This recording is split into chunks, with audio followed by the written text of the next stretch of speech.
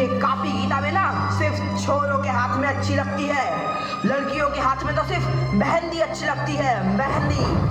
पर बापू, मैं लड़की हूँ तो क्या हुआ?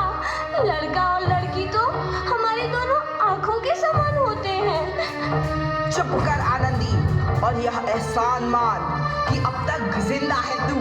कहीं बचपन में गला दबाकर मार दिया होता तो यह तेरी बकबक नहीं सुननी पड़ती आज। पर बापू, मुझे चूल्हा जलाना अच्छा ना लगे है। देख छोरी, जितना जल्दी हो तू चूल्हा जलाना सीख ले, उतना ही अच्छा है तेरे लिए। और हाँ, तेरा ब्याह तो होगा, वो भी कल के कल। अबला जीवन है तुम्हारी यह कहानी, आंचल में है दूध और आंखों में है पानी।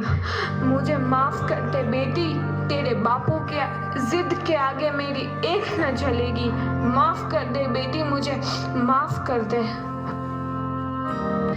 इस प्रकार मात्र 9 वर्ष की छोटी उम्र में आनंदी का विवाह गोपाल राव जोशी से हो गया। बाल विवाह एक सामाजिक कुरीति है और इस कुप्रथा का शिकार होना पड़ा आनंदी को। 5 वर्ष बाद आनंदी 14 साल की हो गई है। उसके घर एक शिशु ने जन्म लिया है। देखते हैं आगे क्या हुआ। देखिए ना, इसे क्या हो गया है? इसका माथा तो अंगार की तरह तप रहा है, इसे तो बहुत तेज बुखार है। आप भी ना कुछ भी बोलते हैं। दीजिए मुझे। माधव, माधव, जल्दी से वैद्य जी को बुला के लाओ। जी, अभी बुला के लाता हूँ। ये तुम क्या कर रही हो आनंदी? भगवान की विभूति लगा रही हूँ। बस करो आनंदी, ये सब अंधविश्वास है। अरे आप यकीन तो कीजिए, भगवान की कृपा से इसका माथा ठंडा हो रहा है और बुखार भी उतर गया है ना बाबू? देखिए, दीजिए मुझे। उठो बाबू, आंखें खोलो, तुम्हें तुम्हारी माँ बुला रही है। आंखें खोलो, देखिए ना इसे क्या हो गया है। आंखें भी नहीं खोल रहा। आंखें खोलो बेटा। आप चुप क्यों है? आंखें खोलो बेटा, आंखें खोलो। आनंदी, हमारा बेटा कभी आंखें नहीं खोलेगा। नहीं, ऐसा नहीं हो सकता।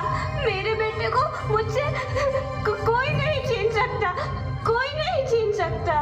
पागल मत बनो आनंदी। माधव, माधव, आनंदी, बंद करो ये पागलपन। भगवान ने मेरा बच्चा छीन लिया। भगवान ने नहीं, तुम्हारी अशिक्षा और अंधविश्वास ने तुम्हारा बच्चा छीना है। अगर तुम पढ़ी लिखी होती तो आज हमारा शिशु जीवित होता। तुम अनपढ़ थे आनंदी, अनपढ़। नहीं, अब मैं अनपढ़ नहीं रहूंगी। नहीं रहूंगी मैं अनपढ़। मैं पढ़ूंगी ताकि कल किसी और आनंदी को इलाज के अभाव में अपना बच्चा ना खोना पड़े। शाबाश आनंदी, और यही तुम्हारे अपराध के लिए प्रायश्चित भी है।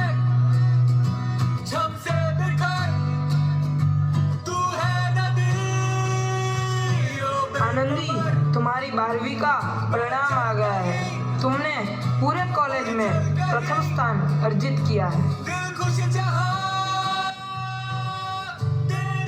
आनंदी, तुम्हारी मेहनत रंग लाई है। तुम्हें शिक्षा वृत्ति मिली है। ये लो तुम्हारे अमेरिका जाने की टिकट। मुझे शिक्षा वृत्ति मिल गई? मैं अमेरिका जा रही हूँ? पर ये सब मैं अकेले कैसे कर पाऊंगी? आनंदी, अपने आप को इतना कमजोर क्यों समझ रही हो? फिर इतना पढ़ने लिखने का क्या फायदा? तुम अभी गवार की। गवार नहीं हूँ मैं अब गवार।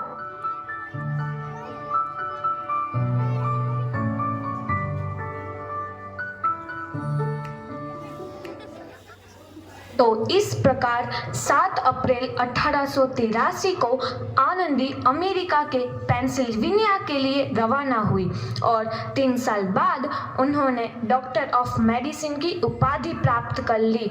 इधर आनंदी के पिता की तबीयत बहुत खराब है। आगे क्या होता है देखते हैं। लगता है अब मेरे जाने का समय आ चुका है। अब मैं नहीं बचूंगा। ऐसा मत बोलो। शहर के सिटी हॉस्पिटल में अमेरिका से डिग्री लेकर कोई बड़ा डॉक्टर आया है, एक बार वहाँ चलकर दिखा लेते हैं। हाँ सही बोला भैया, कम से कम दिल को तसल्ली तो मिल जाएगी। हाँ हाँ चलो चलो जल्दी हॉस्पिटल चलते हैं।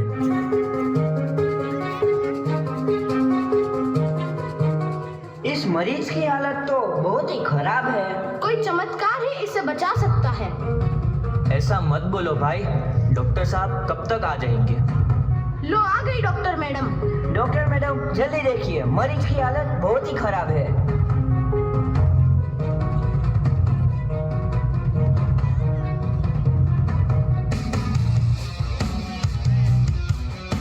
अब आप बिल्कुल ठीक हैं। मौत के मुंह से आपको बचाया है डॉक्टर मैडम ने। डॉक्टर साहब ने मुझे बचा लिया। मुझे मिलना है डॉक्टर साहब से। डॉक्टर साहब नहीं, डॉक्टर मैडम बोलो। डॉक्टर मैडम, उन्होंने ही तुम्हें जीवन दान दिया है। लो आ गई डॉक्टर मैडम, मिल लो उनसे। डॉक्टर मैडम, आपका बहुत बहुत धन्यवाद। आपने मेरी जान बचाई। इसके बदले में मैं गरीब भला आपको क्या दे सकता हूँ? वचन चाहिए मुझे कि कभी ये नहीं कहोगे कि लड़कियां कुछ नहीं कर सकती। वचन? ये कैसा वचन?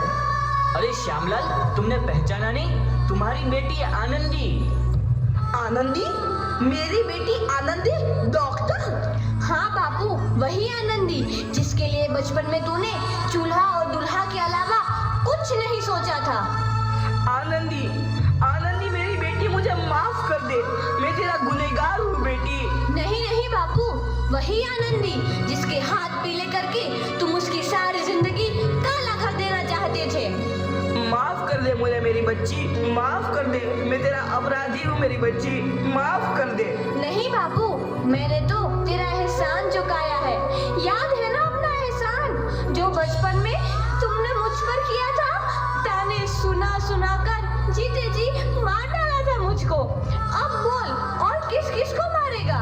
आनंदी बेटी, मुझे माफ कर दे मेरी बच्ची, मैं तेरा गुनहगार हूँ। बापू, आपने ही तो बोला था किताबें सिर्फ बेटों के हाथ में अच्छी लगती है, बेटियों के हाथ में तो सिर्फ मेहंदी। बेटों और बेटियों में फर्क करना दो आंखों में फर्क करने समान है। एक का पढ़ना और दूसरे का ना पढ़ना सामाजिक अंधकार है बापू, सामाजिक अंधकार। उपकार मांगता हूँ मैं तुझ जैसी बेटी का, जिसने सारी उम्र मुझसे कुछ ना मांगा तो सिर्फ बराबरी का दर्जा। वरना सच तो यह है कि मैं तेरी माफी के लायक भी ना हूँ। मुझ जैसा बाप तेरी बराबरी कर सके उसके मैं लायक भी ना हूँ मेरी बेटी, मैं लायक भी ना हूँ। अपने बापू को क्या माफ नहीं करोगी आनंदी? माफ कर दो आनंदी, माफ कर दो। सुबह का भूला यदि शाम को घर लौट आए तो उसे भूला नहीं कहते। बापू। तो इस प्रकार आनंदीबाई जोशी ने अपनी मेहनत और अटूट इरादे से न केवल भारत की पहली महिला डॉक्टर बनी, बल्कि आगे चल के उन लड़कियों के लिए सुनहरा रास्ता दिखा गई जो जीवन में कुछ करना चाहती थीं।